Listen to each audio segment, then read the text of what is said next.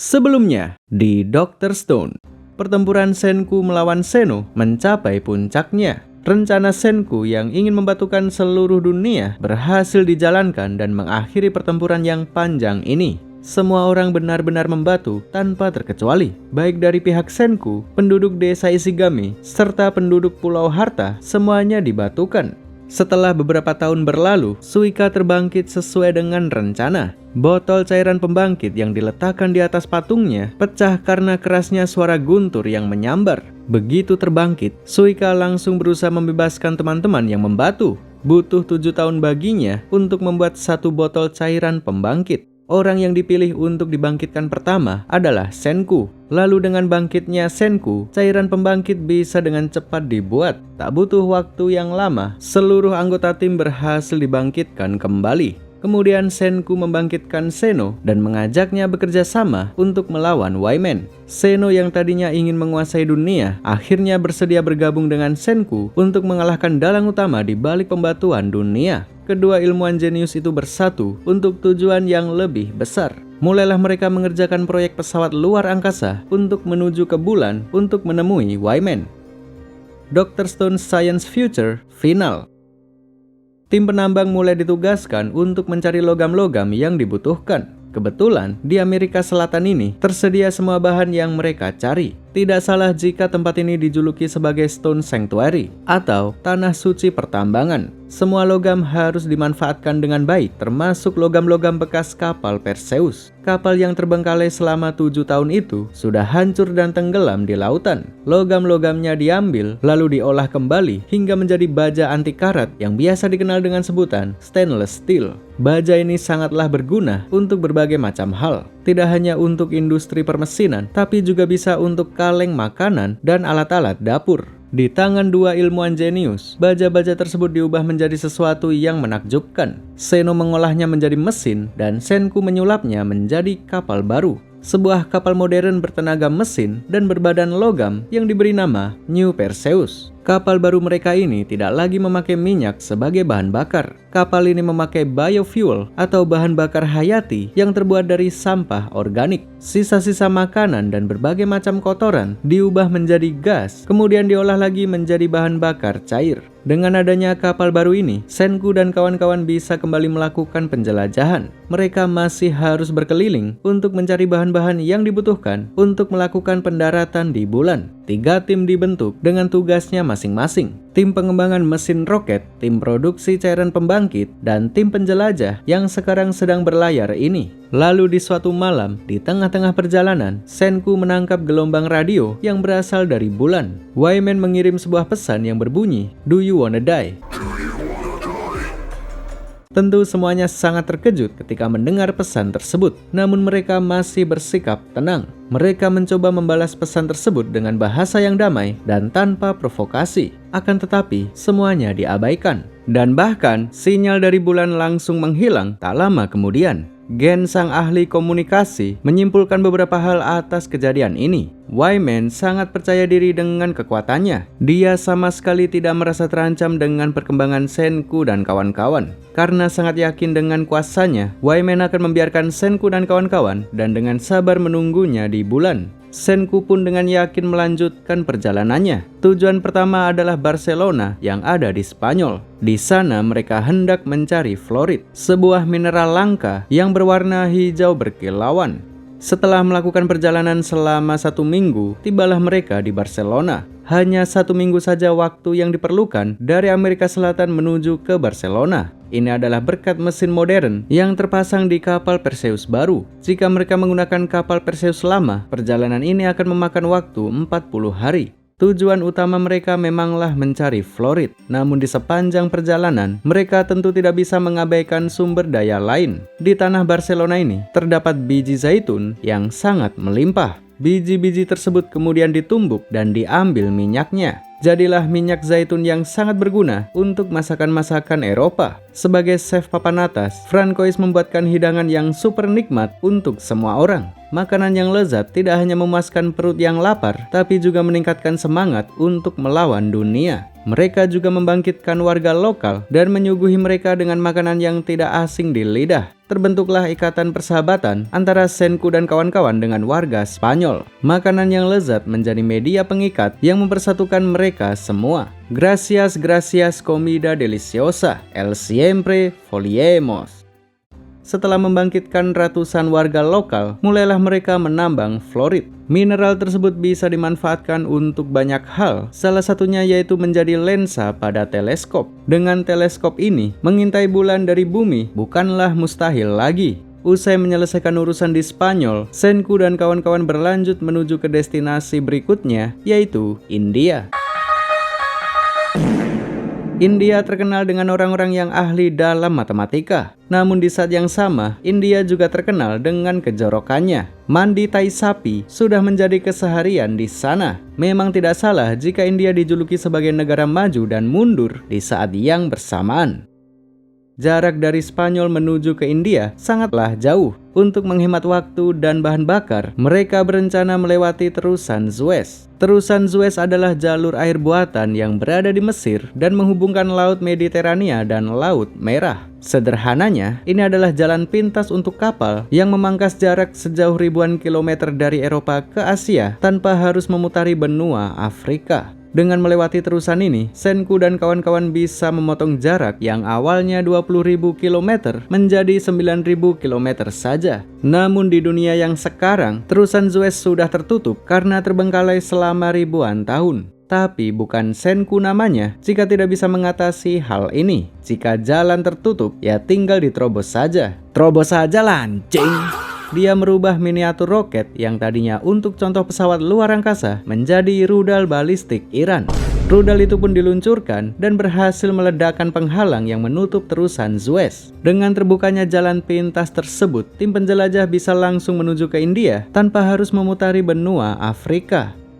9.000 km pun terlewati. Tim penjelajah ini pun akhirnya tiba di daratan India. Tujuan mereka adalah mencari seorang jenius matematika. Namun di sepanjang pencarian, tentu saja mereka menyempatkan diri untuk mengambil bahan-bahan makanan. Kebetulan yang sangat melimpah di India adalah berbagai macam jenis rempah-rempah seperti jintan putih, ketumbar, kunyit, cabai, dan lain sebagainya. Seperti biasa, Chef Francois lah yang bertugas mengolah bahan-bahan tersebut. Dia memasak kari India dan dikombinasikan bersama dengan roti Maryam. Tentu saja masakan Francois terjamin kebersihannya. Makanan yang bersih dan higienis meningkatkan hormon bahagia bagi orang yang memakannya. Setelah itu, bergegaslah mereka mencari seorang jenius matematika. Ryusui lah yang memimpin pencarian ini. Dia menuntun teman-teman ke sebuah tempat yang dulunya adalah universitas. Titik lokasinya sudah diketahui. Hanya saja, orang-orang yang membantu semuanya terkubur karena tanah yang longsor. Dengan perhitungan yang matang, Senku bisa menemukan lokasi di mana orang yang dicari-cari tersebut terkubur. Dibangkitkanlah orang tersebut dengan disiram cairan pembangkit. Namanya adalah Sai, dan dia adalah kakak Ryusui. Sai adalah seorang jenius alami. Sejak usia 4 tahun, dia sudah menguasai aljabar linier, topologi, dan teori himpunan. Karena bakat alaminya ini, orang tuanya selalu menekannya untuk terus memperdalam ilmu matematika. Namun yang sebenarnya dia inginkan adalah memperdalam ilmu pemrograman dan menjadi seorang programmer. Di sela-sela belajar matematika, dia selalu menyempatkan diri belajar programming secara mandiri. Dia sangat suka bermain game dan ingin menciptakan gamenya sendiri. Namun pada suatu hari, orang tuanya menghapus semua program yang ada di komputernya. Dia dilarang belajar pemrograman dan dipaksa fokus ke matematika saja. Hal ini membuat Sai tidak betah di rumah dan memutuskan untuk pergi ke India. Sai memberitahu Senku dan kawan-kawan bahwa dia bukanlah ahli matematika, melainkan seorang programmer. Dia sempat merasa tidak berguna setelah dibangkitkan. Pasalnya, seorang programmer membutuhkan komputer untuk bekerja. Sementara di dunia batu ini, komputer masih belum diciptakan.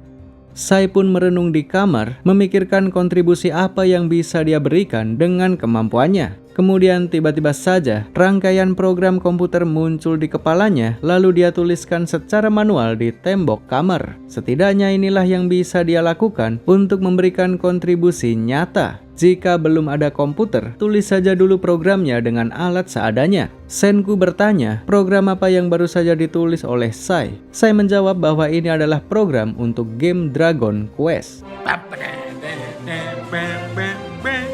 Mengetahui hal itu, Senku pun merubah prioritasnya. Dia memutuskan untuk membuat komputer untuk memfasilitasi bakat Sai. Lagi pula, komputer juga dibutuhkan untuk melakukan pendaratan di bulan. Jadi ini adalah keputusan yang tepat. Proyek semikonduktor di zaman batu mulai dijalankan. Teman-teman yang masih membatu di Amerika mulai dibangkitkan satu persatu. Tenaga dan kemampuan mereka dibutuhkan untuk membangun proyek yang super gila ini. Komputer dibangun mulai dari komponen yang paling kecil, yaitu parametron. Parametron dibuat dari logam bulat kecil yang dililit dengan kabel. Untuk membuat komputer yang benar-benar berfungsi, dibutuhkan 200.000 unit parametron yang saling tersambung satu sama lain. Oleh karena itulah, semua orang dilibatkan dalam proyek ini. Instruksi untuk merakitnya digambar di kertas, lalu dikirim dari jarak jauh dengan menggunakan faksimil. Kali ini mesin faksimil yang asli, bukan faksimil manual seperti yang sebelumnya. Dengan begini, proyek membangun komputer bisa diserahkan ke markas utama yang dipimpin oleh Seno. Sementara tim penjelajah berniat melanjutkan perjalanannya. Terdapat sedikit keraguan dalam hati Sai ketika diajak. Dia menyimpan trauma yang mendalam terhadap keluarganya sendiri, termasuk kepada Ryusui. Sejak kecil, Sai selalu ditekan oleh keluarganya dan dilarang melakukan apapun yang dia mau. Ryusui juga sering mengajaknya untuk membangun proyek yang membutuhkan kemampuan matematika. Namun Sai selalu menolak dan menganggap semua ajakan Ryusui sebagai bentuk tekanan. Padahal yang sebenarnya, Ryusui sama sekali tidak bermaksud menekannya. Ryusui sangat mengagumi Sai dan hanya ingin meluangkan waktu bersama. Gen sebagai orang yang mengerti psikologi sudah tahu apa yang sebenarnya terjadi. Dia pun memberitahu Sai bahwa semuanya hanya salah paham. Yang Ryusui inginkan hanyalah saudara, cuma itu saja. Pada akhirnya, kesalahpahaman ini pun terklarifikasi. Sai akhirnya bersedia untuk ikut berlayar bersama Ryusui dan kawan-kawan.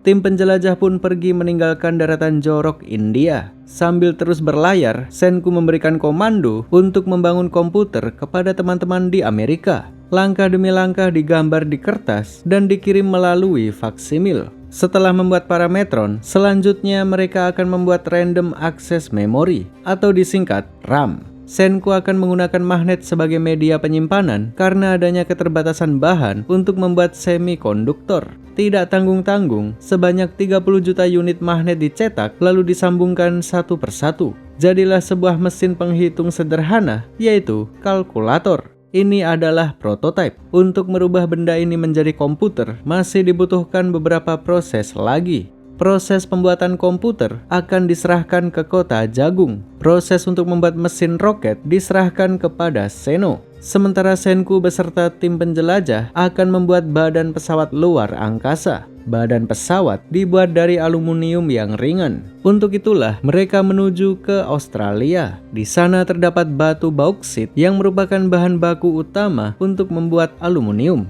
Berhari-hari mereka mengarungi Samudra Hindia hingga akhirnya tiba juga di daratan Australia. Kohaku dan beberapa orang yang memiliki tenaga monster segera menggali untuk menambang batu bauksit. Karena sempat kekurangan tenaga kerja, dipanggillah beberapa orang dari kota Jagung untuk membantu. Jauh-jauh mereka berlayar dari Amerika ke Australia dengan membawa personil tambahan dan hasil jagung yang melimpah. Tak hanya itu saja, mereka juga membawakan Medusa yang berfungsi penuh setelah diperbaiki. Biar bagaimanapun juga, Medusa adalah komponen utama dalam misi ini. Rencana Senku adalah membuat roket sekali jalan tanpa bisa kembali lagi ke bumi. Ini dilakukan untuk menghemat waktu dalam pembuatan pesawatnya. Lalu setelah menyelesaikan urusan dengan Wyman, para astronot akan membatukan diri sendiri. Di sana mereka akan terus menunggu sampai astronot berikutnya datang menyelamatkan. Senku sudah siap mengorbankan diri sendiri demi keberlangsungan hidup umat manusia. Meski demikian, teman-teman merasa tidak siap jika harus kehilangan Senku, terutama Chrome dan Suika. Mereka berencana membuat pesawat luar angkasa yang bisa kembali ke bumi. Senku dan kawan-kawan melanjutkan menambang batu bauksit. Setelah cukup terkumpul, batu-batu tersebut kemudian akan diproses menjadi aluminium. Untuk memproses semua itu, dibutuhkan listrik yang sangat-sangat besar. Jika dirupiahkan, perkiraan sekitar 330 miliar. PLN menangis melihat ini. Untuk menghasilkan listrik yang super besar itu, Senku akan membangun PLTA. Dan lokasi yang paling cocok untuk membangun PLTA adalah Jepang. Di sana terdapat banyak sungai dan beberapa fasilitas yang sudah siap pakai. Tidak hanya PLTA saja, semua fasilitas yang dibutuhkan untuk pergi ke bulan akan dibangun di Jepang. Semua bahan baku yang didapat dari penjelajahan akan dibawa dan diolah di tanah kelahiran. Tim penjelajah pun beranjak pergi dari Australia setelah cukup menambang batu bauksit. Sebelum kembali ke Jepang, mereka berkunjung ke tempat pemberhentian terakhir, yaitu adalah Indonesia.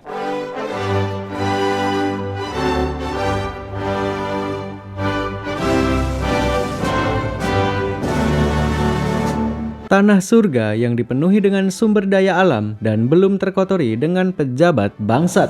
Di sini, Senku memanen getah karet dan mendirikan sebuah pemukiman kecil. Juga terdapat ladang sawit yang sangat luas, peninggalan dari presiden sebelumnya. Sawit itu pohon. Hidup sawit!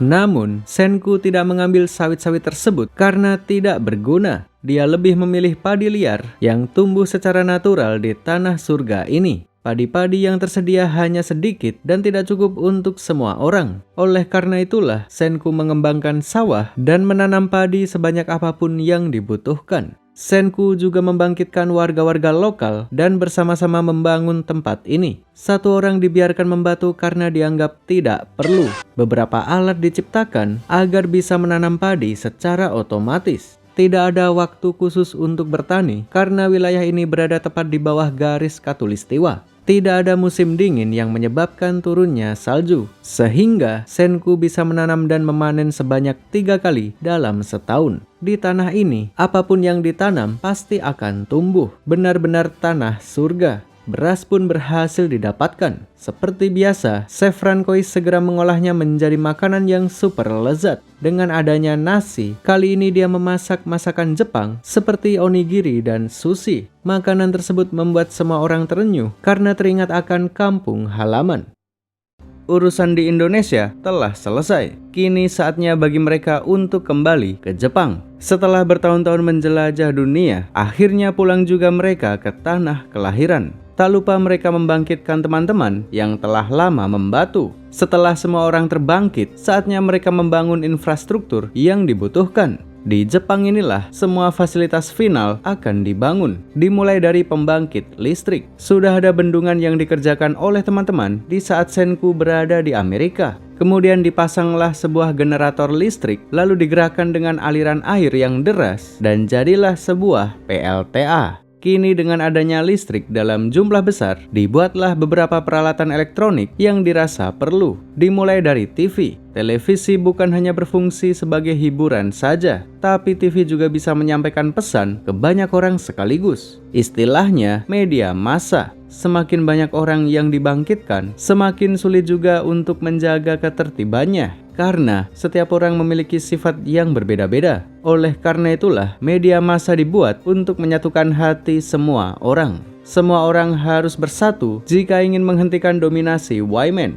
Kebetulan di hari yang sama, komputer hasil kerja keras semua orang telah berhasil dibuat. Komputer yang berukuran sebesar truk tersebut dikirim dari Amerika melalui jalur air. Televisi yang baru saja dibuat segera disambungkan ke komputer sebagai display. Saya sebagai seorang programmer dipercaya untuk mengoperasikan komputer tersebut. Mulailah dia menjalankan program yang sudah dia tulis sebelumnya, yaitu adalah game Tetris. Tidak hanya Tetris saja, dia juga membuat game Pac-Man klasik. Dunia batu ini sekarang menjadi lebih menyenangkan dengan adanya video game. Lalu di saat semua orang masih larut dalam kegembiraan, tiba-tiba terjadi bencana yang tidak terduga. Medusa yang disimpan di dalam brankas tiba-tiba menyala dengan sendirinya. Cahayanya hanya bersinar sejauh 20 meter saja dan hanya membatukan beberapa orang. Meski demikian, hal ini patut diinvestigasi. Sayangnya, Senku dan kawan-kawan tidak menemukan kejanggalan apapun. Kejadian ini pun mereka anggap sebagai error. Untuk mengantisipasi agar hal ini tidak terjadi lagi, Senku pun melepas baterai, lalu menyimpan Medusa itu di brankas baru yang kedap suara dan juga diawasi oleh beberapa kamera CCTV. Untuk sementara, situasi pun kembali aman terkendali. Kini dengan adanya kamera dan TV, sekalian saja membuat tontonan untuk semua orang. Dibangunlah sebuah stasiun TV yang menyiarkan berbagai macam program seperti pertandingan olahraga, memasak, musik, dan lain sebagainya. Fasilitas demi fasilitas terus dibangun. Situs peluncuran, badan roket, beserta mesinnya sudah selesai dibuat berkat kerja keras semua orang. Sebelum mengirim manusia ke luar angkasa, Senku ingin meluncurkan satelit terlebih dahulu. Satelit dibutuhkan untuk mencari tahu di mana posisi Y-Man berada. Memang sudah diketahui jika Y-Man berada di bulan, namun di bulan sebelah mananya yang masih belum terkuak. Oleh karena itulah, Senku membutuhkan satelit untuk mengintai di mana titik tepatnya. Diluncurkanlah roket pertama. Namun, alih-alih menembus luar angkasa, roket itu langsung jatuh di ketinggian beberapa meter saja. Semua orang bekerja keras memperbaiki roket tersebut dan jadilah roket nomor 2. Sayangnya, roket nomor 2 juga gagal meluncur. Lanjut ke roket nomor 3, nomor 4, nomor 5, sampai nomor 6, semuanya gagal meluncur. Roket nomor 6 sedikit lebih baik karena baru meledak di atas awan. Perbaikan demi perbaikan terus dilakukan. Seluruh tenaga dan pikiran mereka curahkan demi mencapai tujuan. Sampai pada akhirnya, setelah bertahun-tahun mencoba, jadilah roket nomor 7 yang berhasil meluncur dan mengorbitkan satelit ke luar angkasa.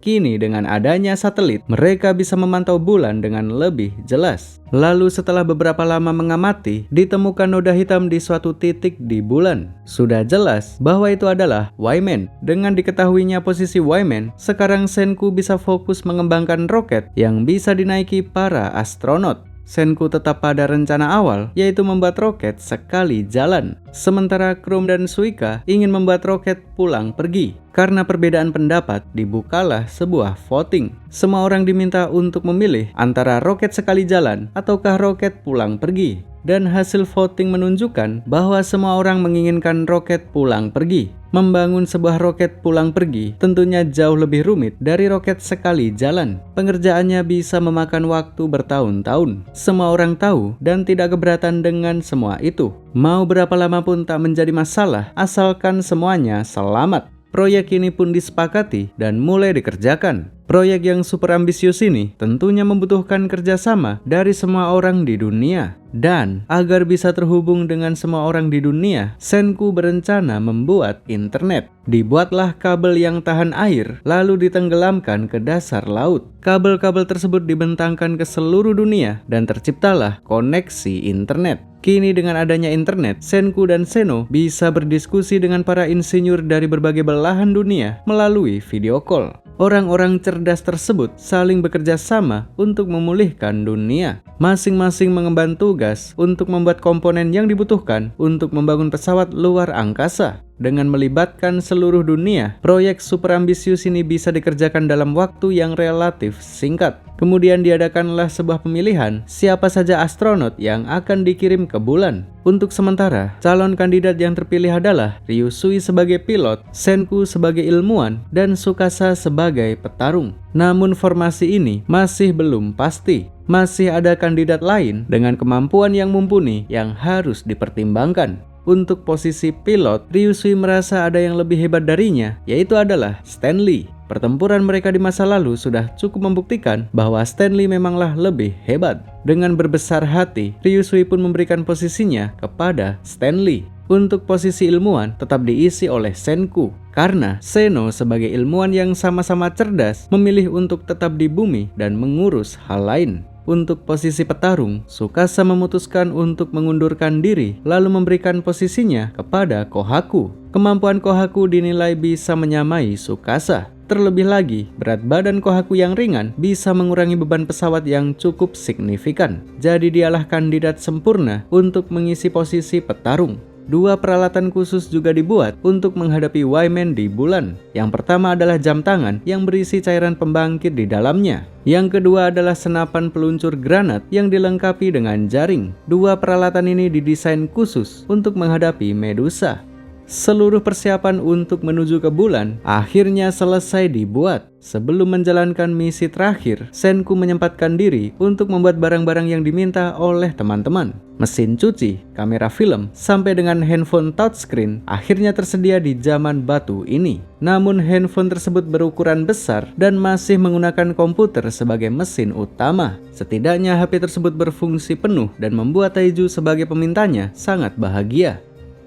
Setelah menyelesaikan semua urusan, tibalah saatnya untuk misi pendaratan ke bulan. 3 astronot terpilih, yaitu Senku, Stanley, dan Kohaku, berjalan perlahan memasuki pesawat. Seluruh harapan dari penduduk bumi ada di pundak mereka. Sesuai rencana, mereka meluncur dalam keadaan membatu. Nanti ketika memasuki luar angkasa, mereka akan dibangkitkan dengan jam tangan yang berisi cairan pembangkit di dalamnya. Meluncurlah roket bulan dengan sangat-sangat elegan. Perjuangan Senku dalam membangun peradaban mulai dari nol akhirnya mencapai titik puncak. Roket tersebut sukses lepas landas, membelah awan, menembus atmosfer, dan akhirnya tiba di luar angkasa. Para astronot pun terbangkit dari pembatuan sesuai dengan yang dijadwalkan. Sembari menunggu sambungan pesawat berikutnya, para astronot menyantap ramen lezat buatan Chef Francois. Bisa memakan ramen sambil melayang-layang di gravitasi nol tentunya menjadi pengalaman yang luar biasa.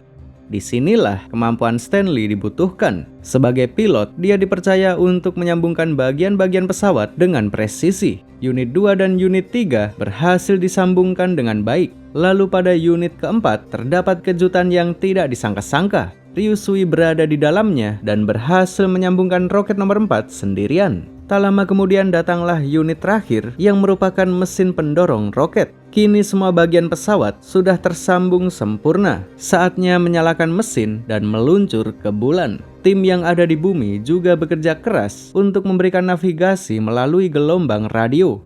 Lalu, setelah 3 hari terombang-ambing di luar angkasa, akhirnya tiba juga mereka di permukaan bulan. Ryusui akan tetap di pesawat untuk memegang komando dan komunikasi. 3 astronot utamalah yang akan turun menginjakan kakinya di bulan. Mulailah mereka menelusuri daratan bulan. Dengan mobil yang didesain khusus, mereka melaju cukup cepat. Mereka juga melewati bendera Amerika yang dulu ditancapkan oleh Neil Armstrong, seorang astronot pertama yang menginjakan kakinya di bulan. Ya, meskipun sampai sekarang masih menjadi perdebatan apakah pendaratan di bulan tersebut asli atau palsu.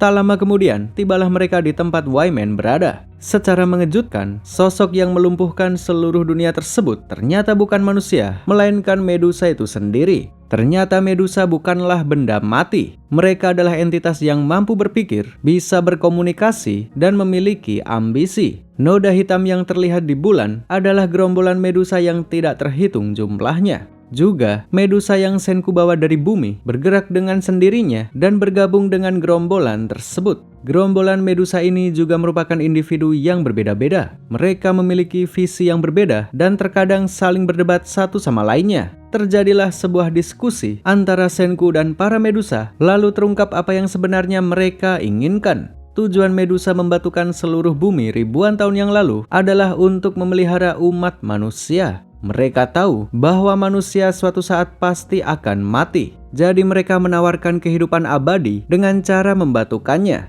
Lantas kenapa para Medusa ini ingin memelihara manusia? Jawabannya adalah karena mereka membutuhkan manusia. Medusa juga bukanlah entitas abadi. Baterai mereka bisa habis yang membuat mereka berhenti berfungsi. Selain itu, tubuh mereka juga bisa berkarat dan akan lenyap suatu saat nanti. Mereka ingin umat manusia merawatnya agar terhindar dari kematian. Kenapa Medusa memilih manusia? Karena manusia dinilai sebagai makhluk yang paling cerdas. Pembatuan dirancang bisa lepas kepada orang-orang yang otaknya tidak pernah berhenti berpikir. Namun Medusa salah menilai. Tidak semua manusia di bumi itu cerdas. Ada juga orang-orang tolol yang akan terus membatu selamanya. Jika begitu, maka manusia tidak bisa diharapkan untuk merawat Medusa yang tidak terhitung jumlahnya. Para Medusa yang menggunung di bumi semuanya mati karena tidak ada yang merawat mereka. Sampai pada suatu hari, terbebaslah seorang manusia cerdas dari pembatuan bernama Senku. Namun seorang manusia cerdas pun juga membutuhkan waktu untuk membangun segalanya dari nol. Semuanya harus dibangun mulai dari sebuah batu. Wajar saja jika membutuhkan waktu yang lama. Para Medusa itu salah memperkirakan berapa lama waktu yang dibutuhkan bagi manusia untuk membangun kembali peradaban dan teknologinya. Setelah mendengar semua itu, Senku mengajak para Medusa negosiasi. Senku menyanggupi untuk mengganti baterai, merawat, dan bahkan mereplikasi Medusa. Dia juga ingin meminjam tubuh Medusa untuk kemajuan sains umat manusia. Senku meyakinkan para Medusa untuk lebih percaya lagi dengan kekuatan manusia. Umat manusia yang sekarang sudah lebih maju dari yang sebelumnya. Buktinya, Senku dan kawan-kawan bisa menginjakan kaki di bulan hanya dalam waktu 10 tahun saja. Namun sayangnya, para Medusa menolak tawaran Senku. Mereka menganggap bahwa kecerdasan manusia masih sangat kurang untuk apa yang mereka butuhkan. Mereka pun berhenti berharap kepada penduduk bumi, lalu pergi mencari planet lain yang mereka rasa cocok. Namun terdapat satu Medusa yang menyetujui tawaran Senku. Dia bersedia ikut bersama Senku dan membantu dalam memajukan sains umat manusia. Konfrontasi dengan Wyman alias Medusa akhirnya selesai. Para astronot memasuki pesawat dan kembali ke bumi. Senku, Stanley, Kohaku, dan Ryusui disambut gembira oleh seluruh penduduk bumi. Mereka berempat dianggap sebagai pahlawan yang sudah menyelamatkan dunia.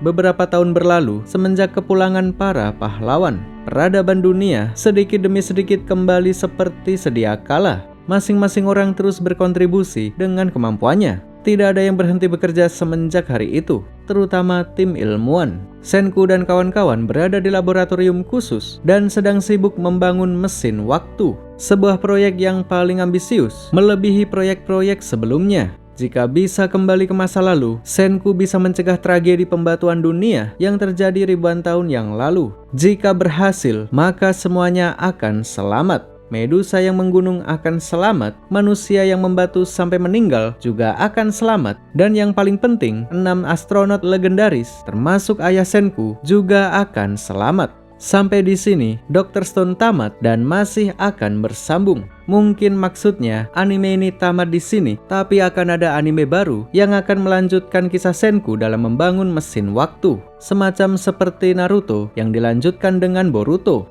Kisah seorang ilmuwan yang membangun peradaban mulai dari nol selesai sampai di sini. Tidak ada sesuatu yang instan. Semuanya dibangun mulai dari sebuah batu. Dr. Stone tamat.